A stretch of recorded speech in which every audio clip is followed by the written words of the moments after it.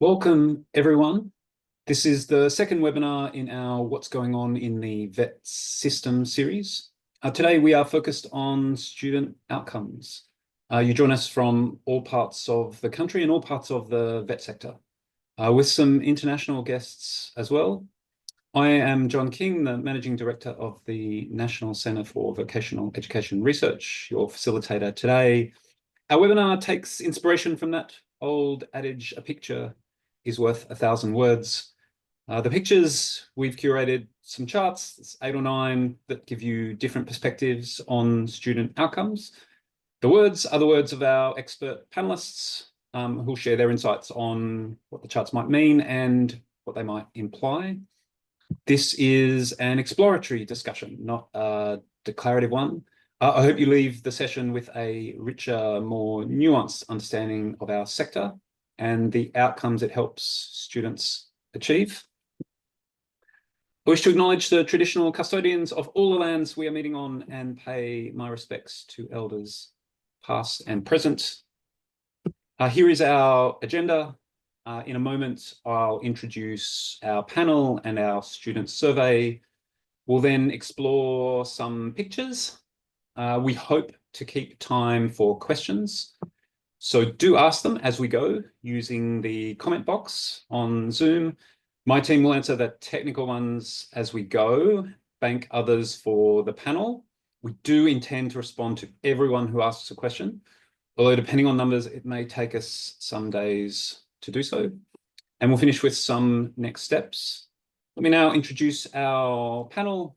Peter Davis from BCA, Mary Faraone from Holmesglen TAFE, and Felix Pirie from ITECA. Thank you, panelists. Let me now introduce our survey. Our student outcome survey is one instrument on student outcomes, one instrument in the whole ensemble of evidence that we need to listen to, along with the expert voices of providers, employers, industry, the deep link data that, for example, JSA is mining so productively for insights, and the critical research and evaluation that we so desperately need. The survey has several features. There's about nearly 250,000 responses nationally in different cohorts. We apply samples and weights to ensure they can represent statistically the VET student population, and they're expert informed with questions guided by a technical reference group with members from Public Services, from ITECA, and from Jobs and Skills Australia. The insights from the survey come in several forms. To see headline findings and summary data, we put a report out on outcomes in December. There is a dedicated report on apprentice and trainee outcomes coming out in March. You can also build your own table with Data Builder, or if you've got more expertise, VoxStats or custom tables, de-identified unit record files. Finally, if you're an RTO, you may be interested in our Outcomes Explorer. It's a portal where you can see and compare your survey results. Before I move on, I want to thank the Department of Employment and Workplace Relations for its funding of the survey that you're about to see. Let's briefly review the headline averages. So if you look in that first column is a selection of outcomes that we've taken from the survey. If you look in the second column, you can see the results for students who complete qualifications. Nearly 9 in 10 achieve their main reason. 2/3 improve their employment status. Come back to what that means in a moment. 1/3 commence further study. 9 in 10 are satisfied. And of those employed after training, about 8 in 10 receive at least one job-related benefit. As you scan down the last column, it's the results for part completers. You'll see the proportions drop, and some might say only drop, by around 10%, or about 1 in 10. And we will come back to that puzzle later in the webinar. So let's ease ourselves in with a picture of employment outcomes. Let me build this up for you.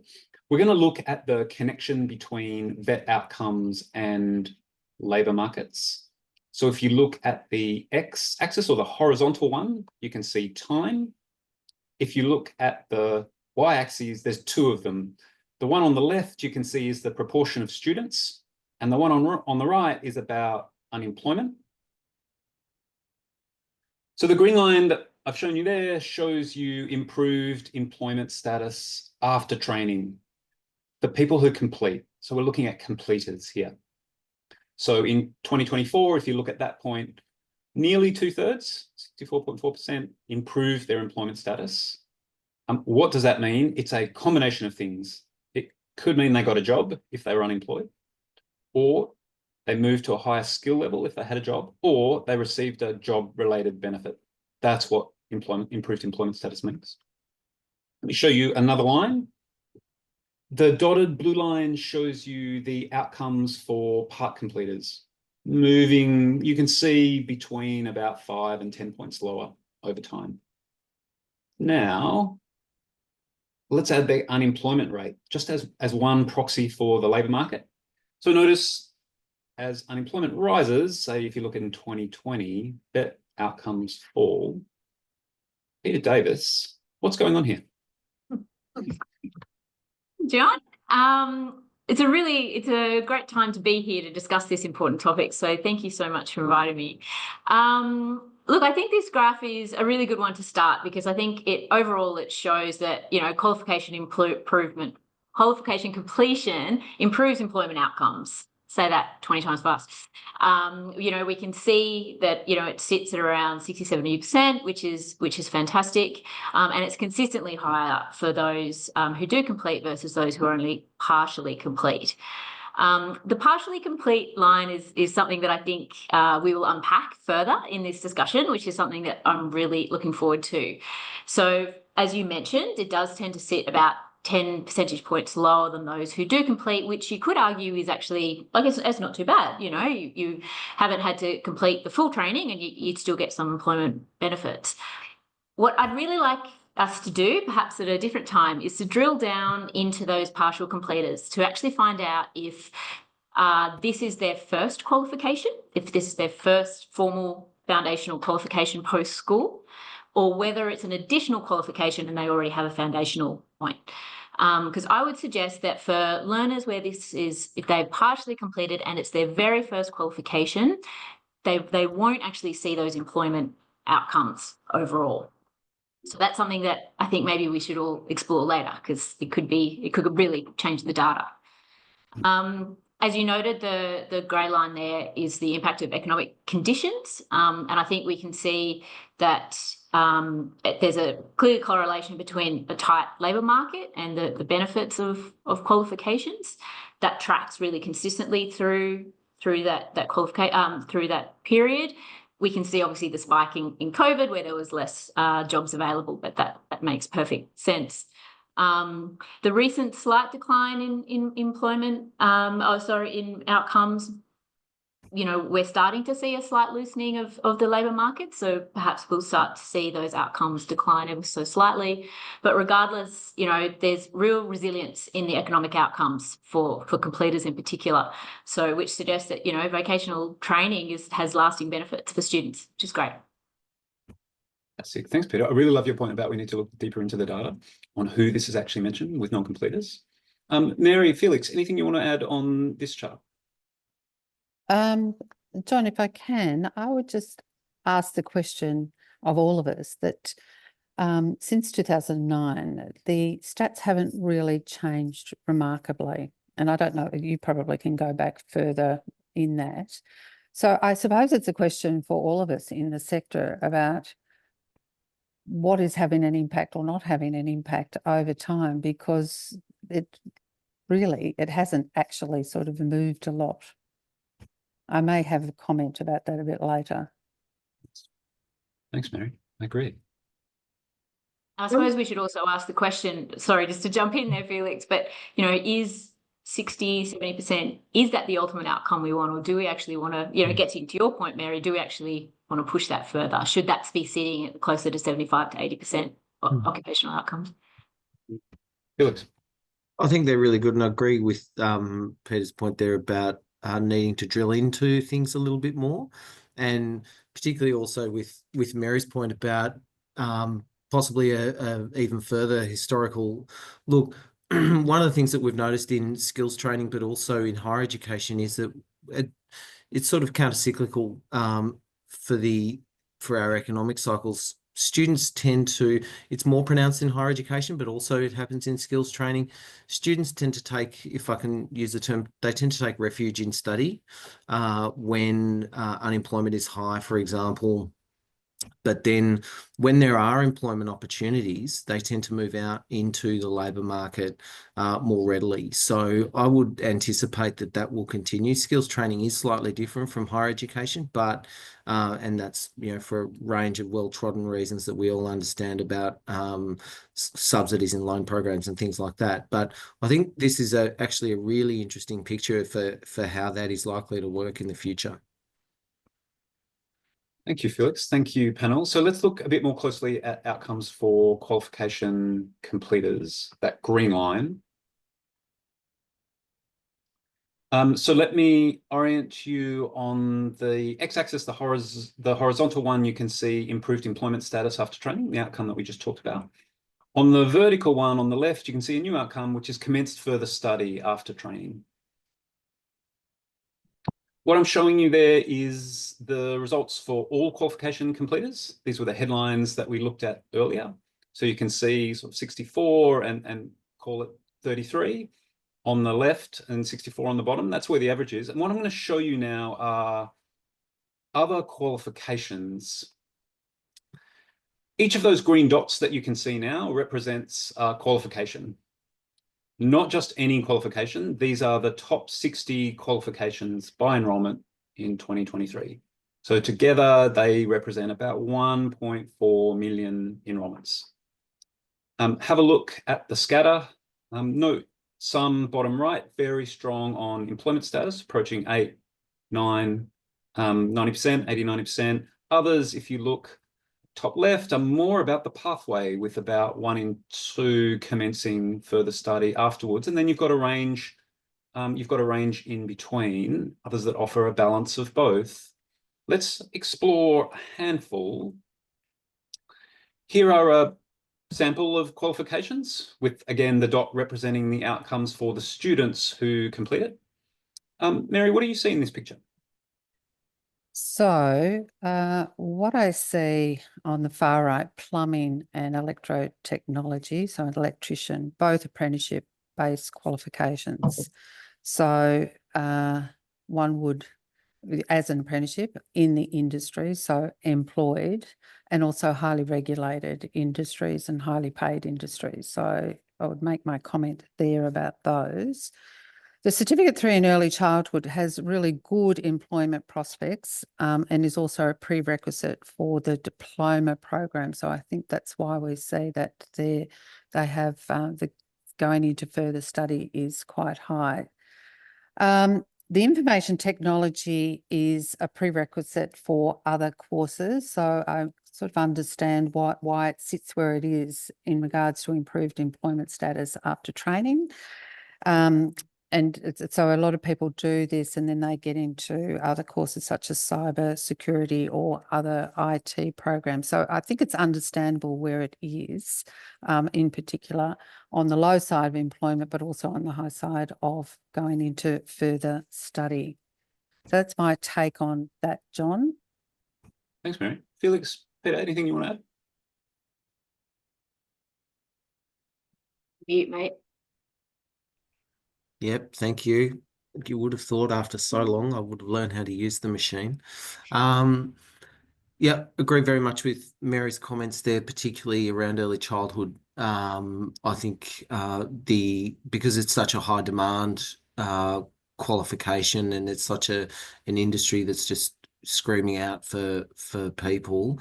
I'm not at all surprised to see it there with the improved employment status. Interesting though to also see it quite high on the commencing further study. Because we do know that there are a lot of people who complete that qualification and then look to upskill fairly soon after they've completed it. The IT, and Mary's comments obviously about apprenticeships too. IT is really interesting.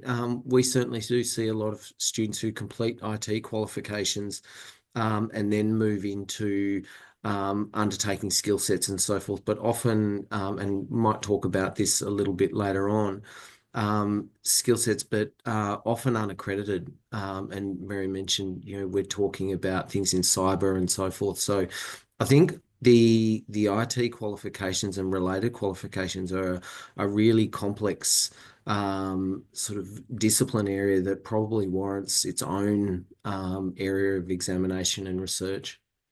Mm. Yeah, I would agree with those comments, Felix. I think the IT Cert 3, that's a really telling story. It's a concerning story to me. And we have some other data points that sort of indicate that employers aren't looking to the vet sector for their pipeline of IT workers. The Future Skills Organisation did a fantastic survey, and they found that 9 out of 10 employers are only hiring university graduates in IT. So there's this sort of lack of trust or lack of understanding of the value of the vet course within that. So, the low employment and, needing to do further training after your Cert 3 in IT, maybe that would indicate that they're actually struggling to get work without further upskilling. And I think that's been our experience at the Institute, that they do go on to further study. But I think it goes to your point earlier today, Peter, in relation to the level of qualifications too, and how they're viewed out in industry. And, many certificate 1, 2, 3 foundational programs, other than apprenticeships, obviously, but seem to be foundational programs. And I would say that this IT program, again, probably fits in under that umbrella.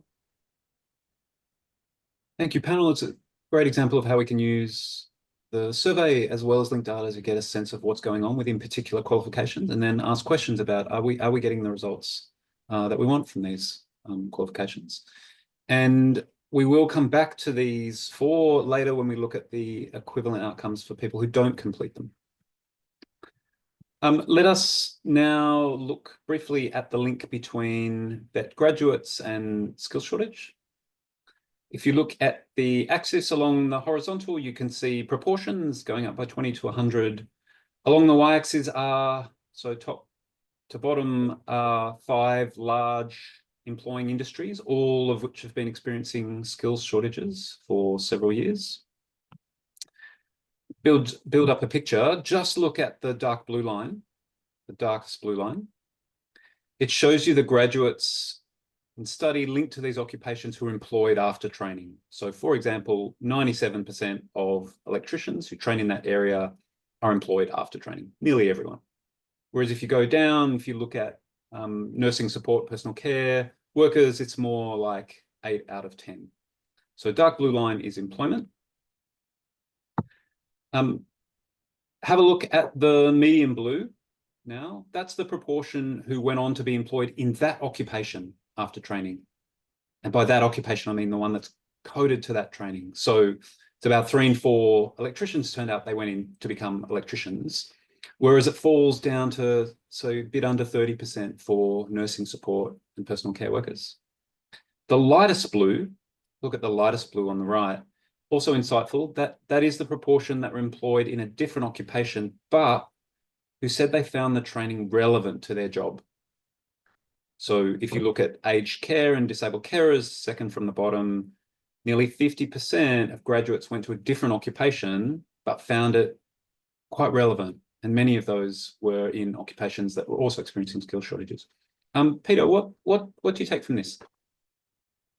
Well, I think, again, first of all, I think it shows that there is a really high rate of employment after training across both health and trade, which is really good news. But it is quite a stark difference. So we see really strong alignment between training and employment within the trades.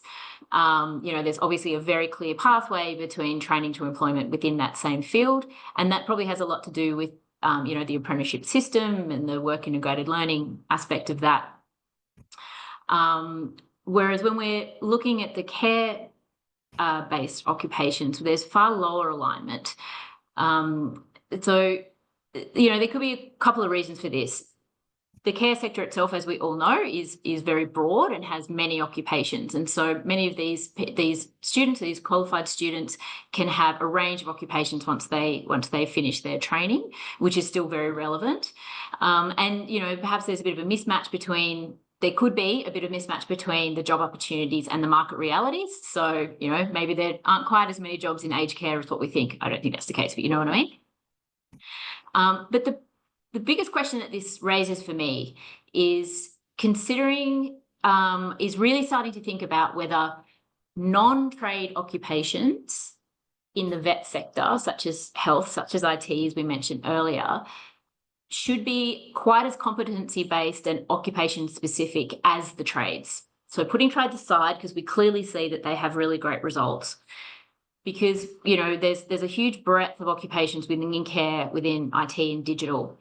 So just having a Cert 3, et cetera, in that, you know, in disability, in aged care, maybe that's not as actually helpful for students. Maybe we need to think more about it, similar to the higher ed system, where you can perhaps have a foundational qualification in applied healthcare, for example, where there's, you know, you're getting these foundational skills within healthcare, then you specialise in either early childhood, disability, nursing support, etc. And this would enable the worker to be credentialed as a health worker, and then they can go off and upskill into the areas either where there's greater occupational availability or their own interest. And, you know, as I mentioned earlier, that sort of model could be applied in other sectors such as IT, where we're seeing there's a huge breadth of jobs. The jobs are changing all the time. So workers need to be really nimble in how they educate themselves. Now, I'm sure my expert panelists will have a different view on this, but I wonder if, you know, this sort of data gives us an opportunity to really drill down and figure out, is the way that VET is delivering for students in non-trade sectors the best it possibly can be? And is there a way we can do this differently? Mary was the first off mute. Yes, I was quick to jump in. Thank you. Thanks, John. And thanks, Peita, because I agree with you. I think when I looked at this data, and, you know, there's reasons why people leave, et cetera, but I wonder whether the problem that we're not addressing here is the actual product itself, not about the quality of how it's delivered or where it's delivered or whatever, but the actual product itself. And are they too specific? They get into the minutiae of detail in regards to occupations. And to go to Peita's point, and especially John, what you were saying is that people then end up working in an area where they're using some of the skills from the training package, but not necessarily in that occupation. So it does say something about perhaps the broader skill base, the softer skills that they're doing, or broader sort of occupational skills. So I wonder if that's really a question that we need to be asking ourselves in the sector. Is it an issue with the product itself? And I know there's been lots of debate in relation to training package products and the qualifications, and we could have a whole session on this today, which we're not going to hijack your session today, John. But I think it's a question that we need to ask ourselves in the sector. Felix, do you have a view?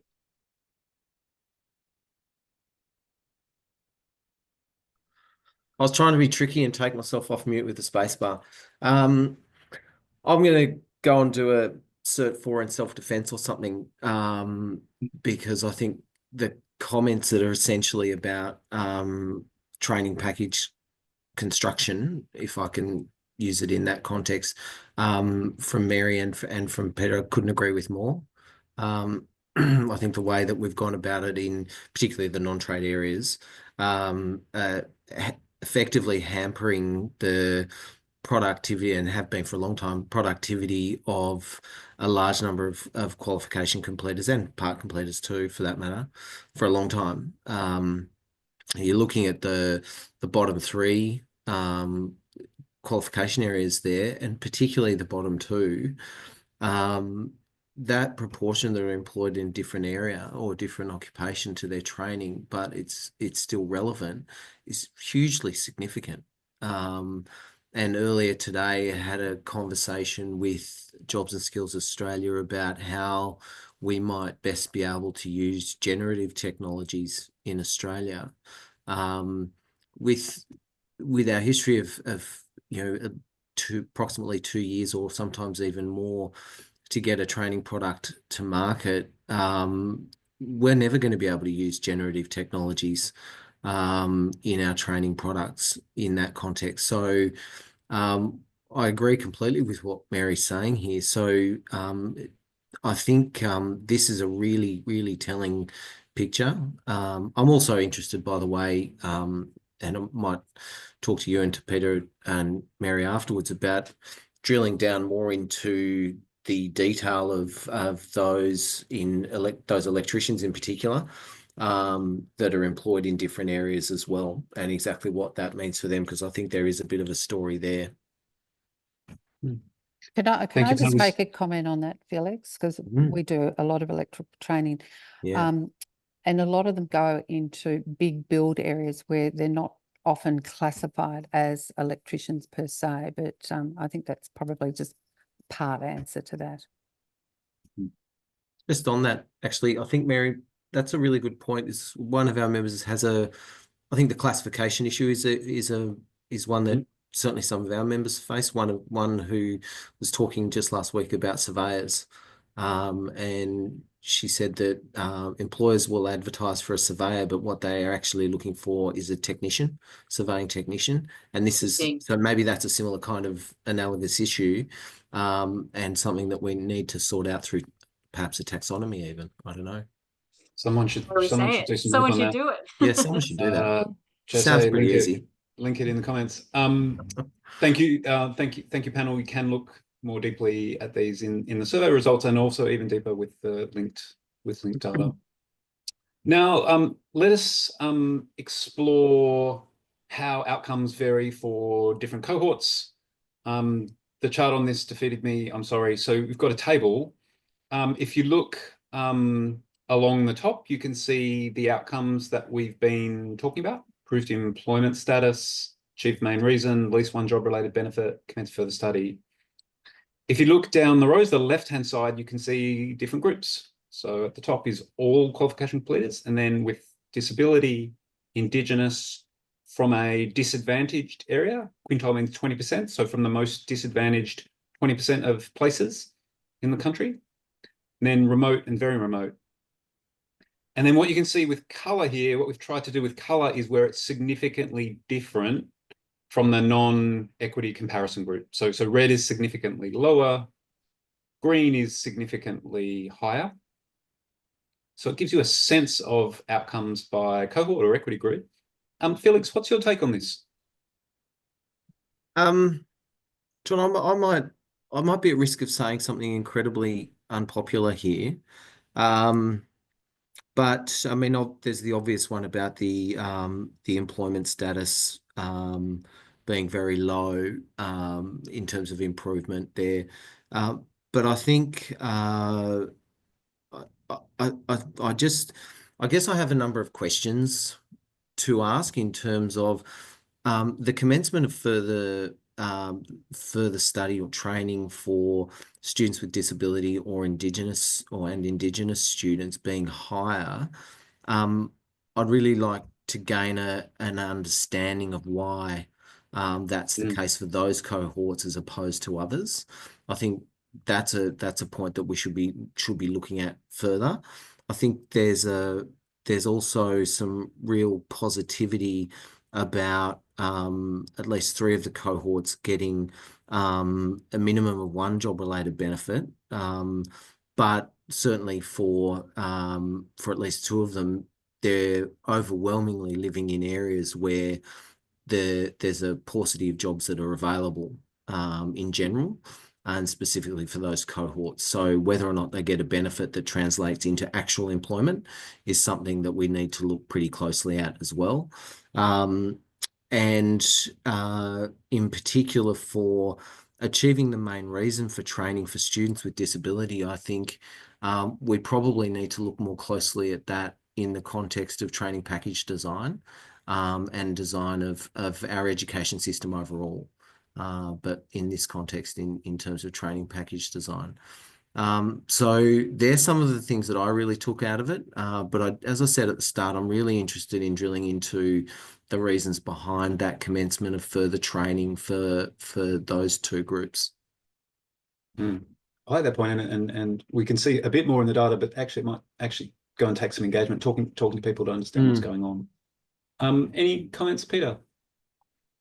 For me, I mean, the statistics on people with disability are pretty concerning. With less than 50% having improved employment status, that actually makes me think that it's not actually the study that's the problem. It's the other end. It's the actually getting the employment. And I'm the representative of big business.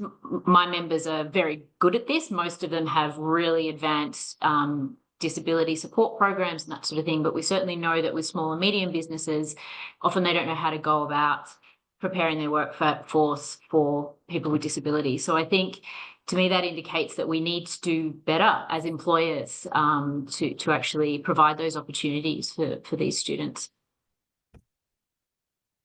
Peter? I might use this as an opportunity to shout out the NCVER conference, July. It's on diversity in the vet sector, diversity in many forms, including for cohorts. And also, of course, point out that I think it's called priority cohorts in the National Skills Agreement. This is a focus of governments. There is an overlap between those cohorts and what you're seeing here. And of course, I might also add that there are some limitations in the data for our ability to see these groups well. We should not forget the limitations of data. Tom, can I just add something very quickly here? Just to follow on from what Peter was saying about employment and employers, we ran a program, or have been running a program, for students with a disability in conjunction with employers. So they do part of the training at the institute, but the bulk of it is actually at the employer's site. And that has been, really successful in employment outcomes for those particular students. So I think there is a lot to be done with employers themselves rather than the actual training side of it. Thank you, Mary. Let's now explore briefly, outcomes by provider type. Quite topical, last couple of decades. Here we're looking at two training packages, automotive and health. We've chosen those two as case studies, I guess, one, because they're important, and two, because there are somewhat similar market shares between TAFE and private providers. Somewhat, it's not quite the same. And so you can see the outcomes along the left for automotive, and then health.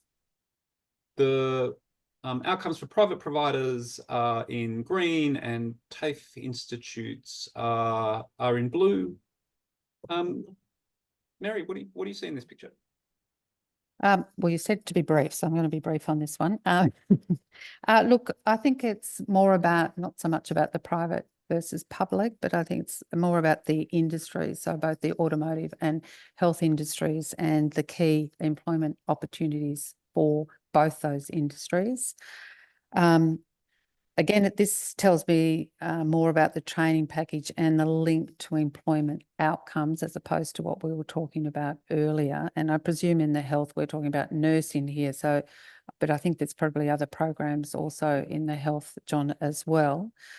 And if you look at nursing, they're probably the biggest numbers that would be here. It's a highly regulated provision of training. All providers essentially deliver the same product because it is regulated through ANMAC. So I think that has something to say here as well. So it'd be interesting to pull that out at some point, John. And automotive, I think, depending on, the level of program, again, it's good employment outcomes, and it probably includes apprenticeship and pre-apprenticeship as well. So without sort of, again, I mean, you could dig down further into this, but I'm sort of not surprised in many respects because of these two industry areas. Thanks, Mary. Felix, what do you think? Yeah, look, I agree very much with what Mary's saying, and particularly the comments at the start about provider type. Our views, and don't want to surprise Mary too much, but we, in this sort of context, we definitely view the delivery of outcomes through the prism of an ecosystem of providers, with students at the core of that ecosystem. So I think what we see here is very much along the lines of what Mary's talking about. I think in a couple of cases here, the differences that we're talking about are pretty tiny, really, at the end of the day.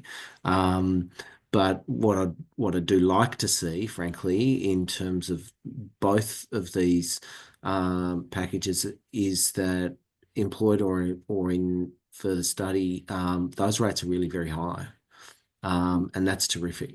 That's a really good sort of story to tell, and I mean, the improvement in employment status is an interesting picture, because I frankly would have expected in health in particular, I mean, Mary mentioned the highly regulated nature of that particular sector, notwithstanding the different quals involved, but I would have expected that to be slightly higher, but, you know, they're employed, so that's a good outcome. Felix? Let's now have a look at students who don't complete their qualifications. And in this, we're talking about 300,000 vet students a year that are in this group. And let's look back at the chart that we went through earlier, this time for people who don't complete their qualifications. So you can see the two axes from before: improved employment status along the bottom, commence further study along the side. Here you can see the headlines that we started the webinar with. So all qualifications completers, all qualification part completers. Here are the completing outcomes for those certifications we looked at before. And here's what happens to students who don't complete those qualifications. So notice the falls of our two apprenticeship pathways on the right. Compared those with our two non-apprenticeship pathways. And while you see a big fall for the early childhood Cert 3, it's still finish above the average, and you can see quite a large drop in the IT Cert. Felix, what do you take from this chart and outcomes for non-completers? Yeah, John, I felt like you were picking on me with this one, because you know that for a long time I've been talking about and pushing that we need to have a much broader view of success and what student success means, rather than relying exclusively on completions. So notwithstanding that, and I'm not really surprised to see plumbing and electrotech qualifications at Cert 3 where they are. But you know, IT, we traversed that earlier, but that is still a fairly interesting difference. The one that really stuck out, and I think with IT, one of the things we talked about before was picking up skill sets, possibly unaccredited training. One of the things that we've seen across our membership is in a couple of discipline areas, IT being one of them, accounting is another, where students leave higher education and move into skills training and undertake portions of full qualifications. So they're essentially part completers to round out their well, in the broad sense, their skills for the workplace. So IT is one, as I mentioned, and so in that context, I think that probably didn't surprise me as much, but still, it's a fairly significant difference. But the real one there, I think that everyone's probably got their eyes fixed on, is early childhood. That is a potentially quite concerning, but a really big difference there for the change in employment status for part completers. And I might, panel, with a mind on time, just move us on to the reasons that students don't complete their training, because the survey gives us an insight into those reasons. And so if you look here at the chart, you can see, or you're about to see, two columns. So students who studied government-funded training, students who studied fee-for-service and didn't complete. And then the proportion you'll see up the left-hand side And if you look at the right-hand side, there are an array of reasons that students give for not completing their training. So at the top, you can see they didn't complete because they got what they wanted. And then right down the bottom, the darkest blue, the training was not as expected, was the reason they gave. And so firstly, showing you here the results for government funded. And if I take you from the top, so you can see 7% got what they wanted, nearly 1 in 4 because of a change in job situation. And again, nearly 1 in 4 for personal reasons. And I'll come back to that in a moment. But if you drop the red box, directs you to where what I think is interesting is the students who didn't complete for what you might call training related reasons. There's problems with the work placement, big issue for apprentices. Training timetable was not flexible enough, or the training was not as expected.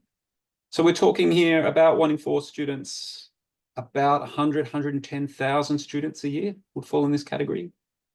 And if we could get half to complete their training somehow, completion rates would increase by about 6%. So hold that thought. On the right, it's a bit different with fee for service. You can see this, it's the same category, it's just different proportions. And here, what we've highlighted is the top box got what they wanted. About 1/3 didn't complete their training for that reason. That's about 95,000 students a year nationally. And again, if I give you the same stat, if about half maybe enrolled in a skill set or a standalone subject or something perhaps more suited, completion rates would increase by nearly 5 points. Here they are together. Mary, really interested in your perspective on these reasons. Thanks, John. And I think we could probably spend the entire hour looking at this one slide alone, because there's a lot packed in here. One of the things that occurred to me looking at this was that the difference is quite stark, and I think that's interesting in itself. And I wonder for fee-for-service students, their expectations perhaps are different to government funding. I'm just sort of surmising, but this is my take on it. Perhaps more focused on the outcomes, not the process, because I'm really interested in the government funded and some of the reasons, especially the blue packet down the bottom, and some of the reasons why they're not completing, and they're sort of about process in some ways. It's not, and what I would say is it doesn't say anything about the quality of training. I don't know whether that's sort of underpinned in the training was not as expected, but it's not specific to quality, John. So I look at those and think they are, you know, perhaps not what the student signed up for. Certainly there's something from my perspective as, you know, CEO of a TAFE to look at, especially in regards to timetable and flexibility. It's one of our biggest sort of issues in regards to how do we do this. You can do a survey of a group of 30 students in a class, and half will want to be online and half won't want to be online. So, you know, we're sort of grappling with all these sort of changing expectations. And the issues with placement, I think, have been difficult for all of us. And it's been highlighted by the government making it, funding students, nursing students whilst on placement, because a lot of students either have to give up work, travel, etc. So the placement is a real issue, not only in nursing, but right across the board where there are placements. So there's lots of aspects of it where we just simply expect students to drop everything and go to a placement, and it's not as simple as that. So it's pretty hard to draw anything other than what I've sort of said, that, you know, I think there's probably different expectations in regards to fee for service and government funded students, but that's just a, you know, a very, you know, almost superficial sort of look at this. I've tried to sort of dig down, but I think the reasons are, there's answers to a lot of the reasons, but I think there's a lot there as a training provider that we consider really seriously about how we do things better. If you are a training provider and you have enough sample, you can see the results for your provider. It is also with a bit of contortion possible to see these at the qualification level. We have to mash a bit of data, which can give you a bit of a final look. Oh, we do delve into the NCVER data quite a lot, John. So it's been very helpful for us. But I suppose the hardest part is then what do you do with it? You can do a lot in regards to flexibility and etc. But it's an interesting conundrum, I think, for us. In a moment, we'll look at the outcomes for those particular red squares. Felix, anything you want to say on this one? I'll try and be brief. But agree. I think Mary really hit the nail on the head there. But one thing I would say is that I think often when pictures like this are put before people, when they look at the graphic, they think that well, it's a provider problem. And in work placements, well, that's a difficulty in engaging with business. I would say that neither of those situations are accurate. I think that overwhelmingly, or perhaps even exclusively, this is a situation that we find ourselves in because of the strictures placed upon us by the ways in which governments, plural, structure their funding arrangements. So I actually don't think that RTOs and business are culpable, if I can use that term, for that lower or those that column on the left there. I think that there are a range of other explanations and issues that we can pull together to change that picture fairly quickly. And John, if I can just add a sort of further to what we talked about before, training was not as expected. Again, it goes back to perhaps the content of training packages and qualifications as well. Sorry, Peter, I'm sure you were probably about to say the same thing. That's right. That was the point I was about to make. I don't know how valuable it is cutting the data into government funded and fee for service in this regard. And I think it would be more illuminating if we could actually cut it up by occupation group. So we're looking at trades and we're seeing, where the issues are sitting there. We're looking at health. I feel and you did mention that data is a little more difficult to find, John, but I feel like that sort of picture would then help us be able to target the problem areas for the problem occupations. Yeah. So important to be able to group and segment the data into a way that's actionable as well as exactly. Well, I don't feel that this is particularly actionable in a way. Okay. Let us look at outcomes for those groups. And so what you have here is probably our final chart of the session. See the outcomes for all qualification part completers there at the top. So 56% improved employment status is blue and 22% commenced further study. And then what I'm showing you are the outcomes for those groups that we just looked at. So those that did not complete for training related reasons, see the drop in employment down to 32%. And you will not be surprised that their satisfaction also drops from about 80% on average to 30%, that particular group, training-related reasons. Those that got what they wanted, 60-20, and then we've added another segment just to add another layer, which is those that did not complete because they got what they wanted, but the employer was paying, and you can see quite different employment outcome there. Felix, just brief perspective on this one. I'll be completely honest. I focused very much, blue is my favorite color. So I focused very much on the improved employment status. So across all of them, I just looked at where there was improved employment status, and the bottom line, I thought that was really positive, but also those who felt like they got what they wanted out of it. And we've got close to 60% of people who they got what they wanted out of a part completion. 60% of them had an improved employment. So that's actually, I think, a positive story to tell. Too often in the skills training sector, we look at 60% or 50%. As being a negative story. And I don't think that's always the case because we're missing out on the context that surrounds that. And I think the context, I often say context is king, no pun, John, but I think that is an important thing for us to always be looking at. Where they've not completed for the training related reasons, I think that is an important thing to look at. And I think just in the previous, under the previous slide, we probably covered a lot of those things that we can delve into further, in particular qualification areas, package related reasons, and so forth. So I think they're the things I really looked at. It's not just because of it's blue, but yeah. Thank you, Felix. Quick, I want to move us into just wrapping up. Peter, there anything quickly you want to say on this one? No.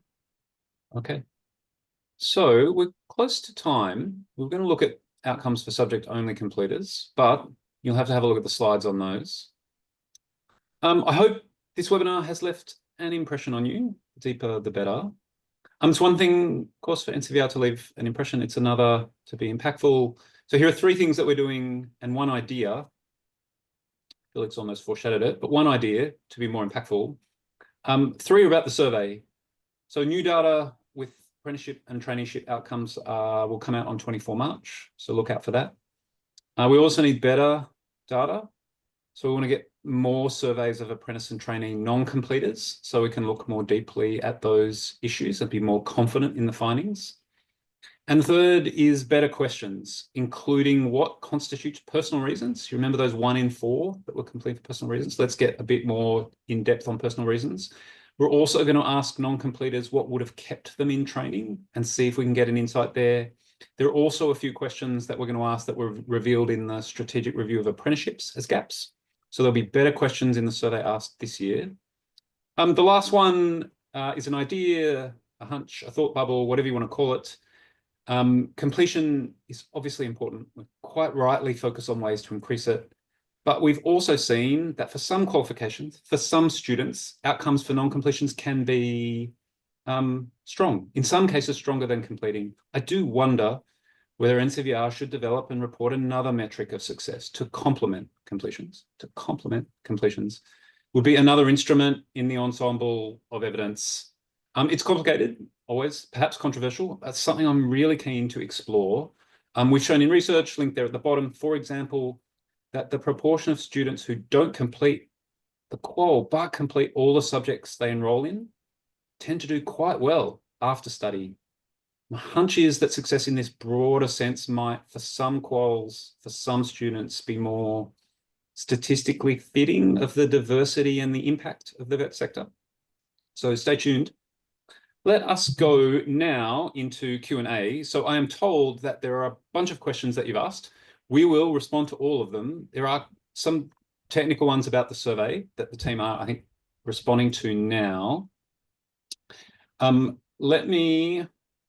I've just got some questions being fed to me. Ooh, that one's a bit, I'm going to take this one for the panel just to get your mind here. So question, can you expand on the large percentage nominating personal reasons? Not as well as we would like to. That's why we're going to ask for a more detailed breakdown of personal reasons in the next survey. I'm going to suggest maybe Felix, you want to take the lead on this one. I feel like you almost went there. Any idea, the question is, any ideas on what government could do to address government-funded students that cited training was not as expected? So I might just back on that slide. Anything for governments in this, Felix? Conscious of time. So I think one of the challenges, and this is something that will be familiar from our point of view to Mary and to Peter, is that we've been saying for quite a while now that governments in the ways in which they fund training should look to put students at the centre. So when a student wants to go and do widget making, if widget making's what they want to do, they should have complete autonomy over the quality provider that they choose to go to, and not be directed artificially, effectively, to one provider over another. If they want to go to Holmesglen and do it, then fair play. They should be fully supported in making that choice and decision. If they want to go to another provider, and then the same thing should apply. At the moment, what happens in almost all jurisdictions is that they're artificially directed to a certain provider. It might be an independent provider, it might be an enterprise provider, it might be a TAFE, but that might not suit that particular student. So when students are saying it's not what they expected, that can be a reason. The other part of it is that sometimes what's on the packet, on the outside of the packet, is not what's on the inside. And so this is part of the huge body of work that's being undertaken at the moment in terms of qualifications reform and redesign and so forth. So it's not a simple answer and it's not a simple process. And Mary alluded to that right at the start, where it is going to take us some time, but it's part of a huge amount of sort of, I guess I call it architectural reform to skills training. That is going to unfortunately take us a bit longer than I think we'd all like. Thank you, Felix. Question I'll just ask the panel. It goes to the debate we were having earlier about the apprentice pathways and care industry. And the question is, would the pay difference between trades to the care industry impact the employment status? Just pull it back up. Definitely. Yeah, I'd say so. Yep. Yeah. 100%. I think that, yeah, I think that's a definite one word answer. Just having a look at other questions. Maybe the final one. Who wants to take this? I'm in the IT sector and run my own IT business. Currently enrolled in the TAE, hoping to become a trainer, specifically Cert 4 and higher quals. Very concerning that industry doesn't look to the vet sector for IT talent. Industry is included in developing the qualifications. What could be the cause of this disconnect? I think I'm happy to take that one because it's something I think about a lot. I think it's sort of a decades-long cultural issue, I think. And a lot of our employers say that the IT programs and qualifications, they're not as up to date as, say, the vendor qualifications, the non-accredited ones. We mentioned earlier the length of time it takes to actually get a new course up and running. It's 2 years. I've heard it's up to 6 years.